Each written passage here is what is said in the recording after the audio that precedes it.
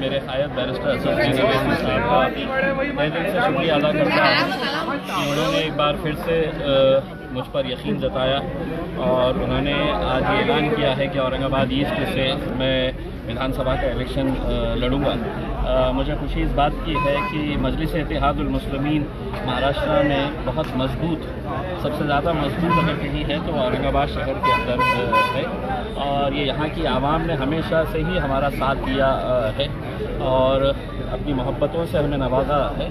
अब इस बार का इलेक्शन भी मुझे पूरा यकीन है कि हमारे जितने भी कैंडिडेट्स जो खड़े रहेंगे वो इंशाल्लाह ज़रूर कामयाब होंगे और लोग अपनी दुआओं से आएंगे। इम्तियाज़ भाई, बीजेपी से ओबीसी है, कांग्रेस से मराठा उम्मीदवार है, आप मुस्लिम समाज से हैं, ये सारे समाज को जोड़ने का काम कैसे करेंगे? देखिए, मैं समझता हूँ कि औरंगाबाद के अंदर कम से कम हमारा जब इलेक्शन होता है तो लोग जाति और धर्म से ऊपर उठ के अच्छा कैंडिडेट कौन है, काम कौन करता है, उस हिसाब से फैसला करते हैं।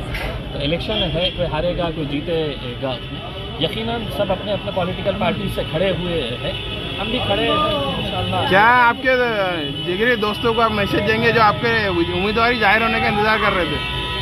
देखिए, मैंने ये कहा है कि मजलिस इत्तेहादुल मुस्लिमीन के नाम में ही एक इत्तेहाद शब्द है और यकीनन जब किसी का कैंडिडेट डिक्लेयर होता है और दावेदार उतने ही मजबूत होते हैं, फैसला किसी एक के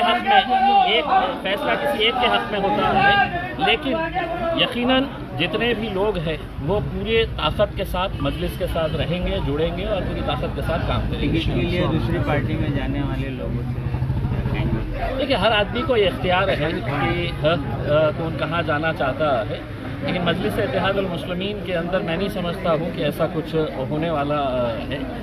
ठीक है, मतलब ये पार्टी उसी वक्त आगे बढ़ सकती है, हमारी क़यादत उसी वक्त खड़े हो सकती है जब हम आमिर साहब को, हम हमारे क़ायद के फ़ैसलों के ऊपर हम सब ने लब्बैक कहना सीखे।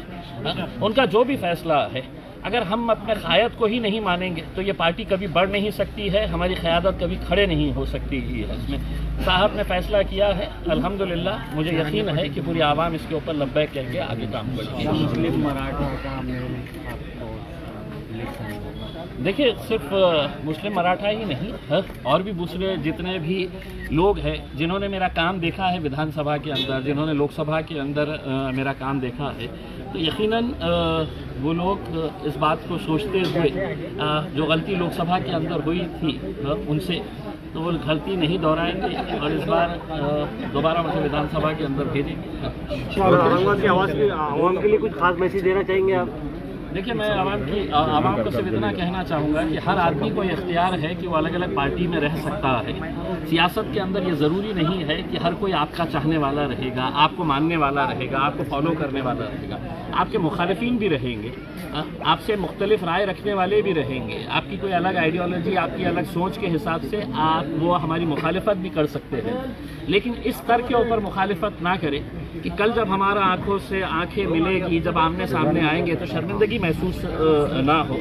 तो ये लेवल के ऊपर आप लड़िए, जहाँ पर रहना है रहिए, आप जिस जमात में है, जिस पार्टी के अंदर है, आप वहाँ पर रहिए, काम करिएगा, लेकिन लड़ाई का भी एक स्तर होना चाहिए। उसको इतने घटिया लेवल के ऊपर नहीं लेकर आइए कि आगे चलकर हमको एक दूसरे से आंखों में आंखें मिलाने के लिए शर्मिंदगी। विकास के कौन कौन से मुद्दों पर आप इलेक्शन लड़ेंगे? देखिए, औरंगाबाद के अंदर क्या है आप खुद जानते हैं, जो मुद्दे पिछले 3-4 महीनों के अंदर बदले हैं ऐसा नहीं है।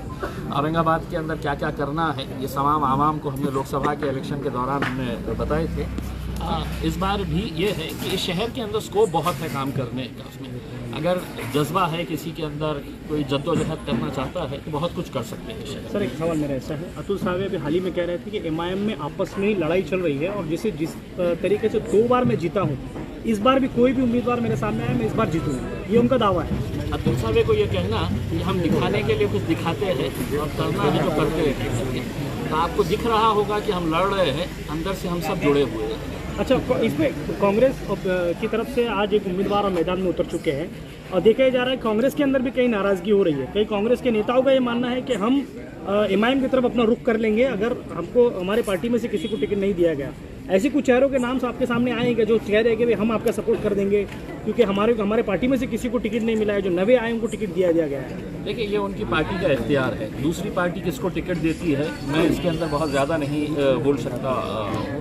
वो उनका इख्तियार है किसको देना, और जो लोग इतने सालों से उनके साथ जुड़े हैं वो एक मर्तबा संजीदगी से बैठ के इस बारे में सोचना चाहिए कि हम चाहते हैं कि हमारी क़यादत खड़ी हो, और वो अगर इस तरह की हरकतें करते हैं तो जितने भी लोग अलग अलग पार्टियों से जुड़े हुए हैं, आज जब उनके ऊपर नाइंसाफ़ी हो रही है, कहीं ना कहीं उन्हें बैठकर सोचना है, हमें सोचने की ज़रूरत है। महाराष्ट्र में कितने जगहों पर? देखिए साहब, अभी तक तो मेरे हिसाब से 6 सीट्स सिर्फ डिक्लेयर हुए हैं। पहले 5 जो डिक्लेयर हुए थे उसमें मेरा भी नाम था, और कल हमारे नासिर सिद्दीकी साहब का नाम डिक्लेयर हुआ है।